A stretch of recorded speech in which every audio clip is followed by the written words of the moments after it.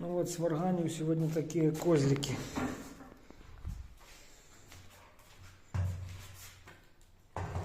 Вот так они у меня будут работать. Один в одну сторону, другие в другую.